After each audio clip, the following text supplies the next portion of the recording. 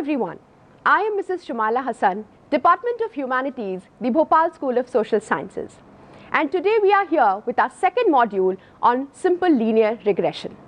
In this module, we are going to talk about the two basic types of regression analysis, that is bivariate regression analysis and multivariate regression analysis.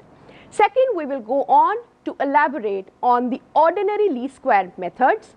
And the third that we are going to take up is the specification of the error. As we had seen in the last module, that regression analysis is a mathematical or a statistical relationship between a dependent variable and an independent variable. When we say that dependent variable, the value of the dependent variable depends upon the changing values of the independent variable. We had represented the regression analysis with the help of an equation, and that equation was the general equation of line, that is y1 is equal to beta 0 plus beta 1 x plus e. As the module progresses, we are going to talk about what exactly is y, what exactly is x, what is beta 0, what is beta 1, and in particular what is the error term. In this module, let us see what are the two basic types of regression analysis. The basic types of regression analysis that we are going to elaborate in this module are, the first one is the simple linear regression. We also call it as a bivariate regression analysis. And the second one is the multivariate regression analysis. By the name itself, these two are very self-explanatory. The bivariate regression analysis means bi means two. So therefore, there are two variables involved in this analysis relationship. And very simple examples if we take of the bivariate analysis, that could be consumption and income, height and weight, number of hours a student studies, and what he scores in a test. So these are all linear relationships. That means if one is increasing, another would increase. If one is decreasing, another would decrease, or vice versa. They could also have negative relationships. That means one is increasing, another one can decrease. But they specify a very peculiar linear relationship between the dependent and the independent variable. So let's have a recap. The bivariate analysis is wherein we are only taking two variables into consideration. One is a dependent variable and another is an independent variable. The linear equation that we follow for a bivariate analysis is again the simple linear equation of regression analysis. Y1 is equal to beta 0 plus beta 1 x plus e. Now let's talk about the multivariate analysis. The name itself, multivariate. Here multi means more than two and variate means more than two variables. Okay. So when we combine these two terms, we get the term multivariate analysis, which means that a regression analysis which involves a relationship between one dependent variable but more than two independent variables. Let's take a very simple example of the multivariate regression analysis. If we talk about a crop yield, okay, in India, crop yield depends upon multiple factors such as the rainfall, the climate, the type of the seeds that we use, and the amount and the type of fertilizers that are used in cropping. So therefore, we can say that crop yield is depending upon more than two independent variables, and these two independent variables could be anything. It could be the rainfall, it could be the HYV seeds that we are using, or it could be the amount of fertilizers that we are putting in for a crop. So therefore, if we convert this into a regression model, we get a multivariate regression model such as y, that is the dependent variable, y will be equal to beta 0 plus beta 1 x1 plus beta 2 x2 plus the error term. The regression line that we have been talking about is y1 is equal to alpha plus beta 1 x1 and e. So let's first discuss that what exactly this e means. I'm talking about this term. This particular term is known as the error term. Okay. Now error term is nothing but the residual of a mathematical or a statistical model. Let's take the distinction between mathematics and statistics first. Mathematical relationship, in fact, are those which are measuring exact relationships. But statistical relationships are those which measure the exactness plus the error that is caused by the human effort. So therefore, if we talk about mathematical identities like a plus b whole square is equal to a square plus 2ab plus b square, it does not take into consideration any kind of a human error in it. But if we talk about the statistical relationships such as this one, we are going to incorporate a term which is known as an error term in econometrics. Now this error term is also known as a residual term. It is also called a disturbance term, or it is also called a random variable. Okay. Now let's see that what exactly is the cause of this randomness of this particular variable, or what is the reason for these kind of residues or disturbances in an econometric or a regression model. Let's say for example, this particular linear relationship that we are representing here, that is y1 is equal to alpha plus beta 1 x1 plus e, is representing a linear relationship. Let's take a very simple example. We are studying the relationship between the number of exams that are conducted in a particular university and the sales of Coke during those examination times. A linear relationship, if we talk about the number of sales or the number of units that are sold and we take it as a dependent variable, so our number of units of Coke sold will be y1, and it is depending upon the number of exams taken during that particular period of time. So that is going to be your beta 1. Okay. So we have defined our dependent variable and the independent variable. But certain times it might also happen that there is a certain thing which is the season in which the examination is being conducted. Either it could be the summer season or the summer examinations, or it could be the winter examinations. So there is one particular factor which is affecting the sale of Coke, and that is the season in which the examinations are taken. So therefore, the effect of the season is not recorded in a direct linear relationship, that is an econometric model. That is the reason that the exactness is not defined between a dependent and an independent variable. There are certain other factors also which affect the linearity of relationship between dependent and independent. All those factors which are causing a change in the dependent variable but are not attributed to the independent variable changes, they are all summed up together as the error term. So let's talk about that what are the proper reasons because of which this particular error term arises.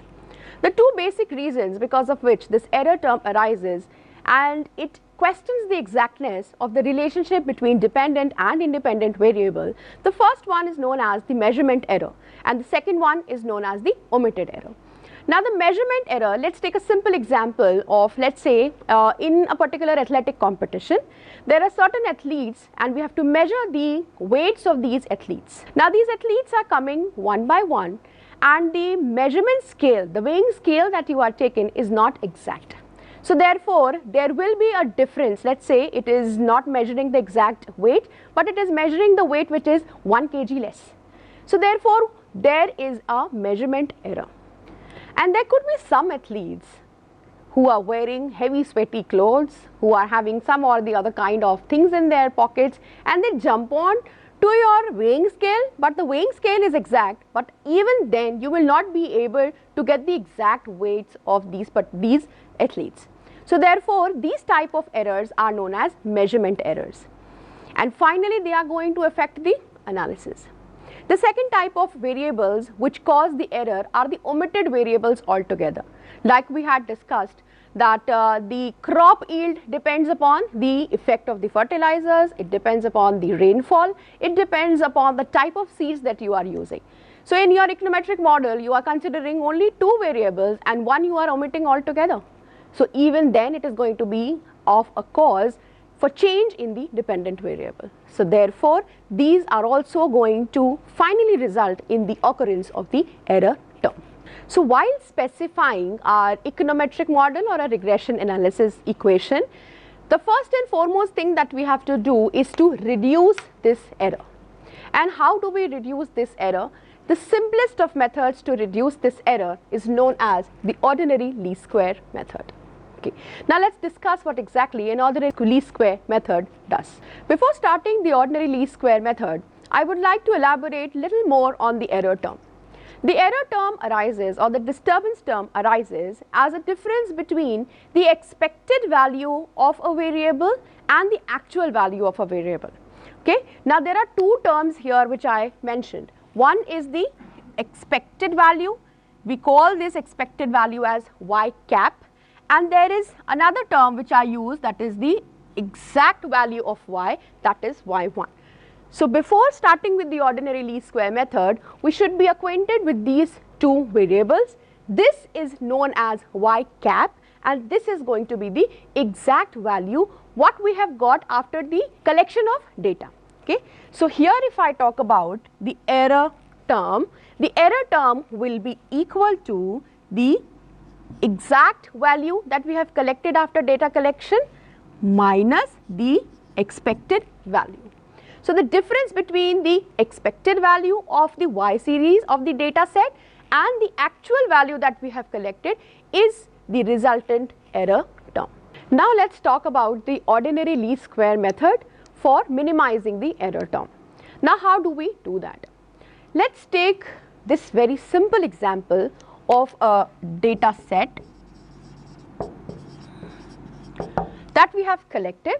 The data set is nothing but the explanation of how x and y are related to each other. These are the variable x values and these are the variable y values.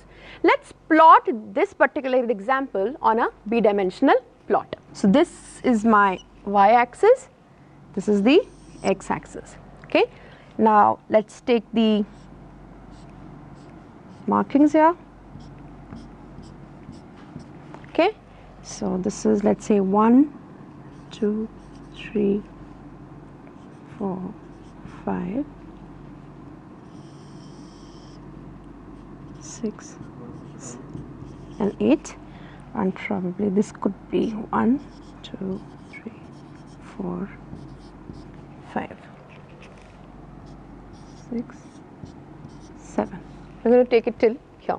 Okay. Now x comma y, 1 comma 2. This next is 2 comma 3, could be here. 5 comma 6 here. 8 comma 7, and so on. Okay. So this is the plot, value 1, 2, 3, 4 and 5. Now this does not exhibit a linear relationship. Okay. We cannot join these values with the help of a linear line, can we? This is following a path which is non-linear, or we can call that it is a curvilinear path. Okay. How do we now interpret the dependent and the independent variable equation? Okay. The thing that we use here now is the method of the ordinary least squares. Okay. The first step of minimizing the error is to measure the error term. Okay. And now how do we do that? The first thing that we do is we fit in a regression line. This is also known as the line of best fit. Okay. Now this line of best fit should be a line which is having least distance from the actual values plotted on the b-dimensional plot. Okay.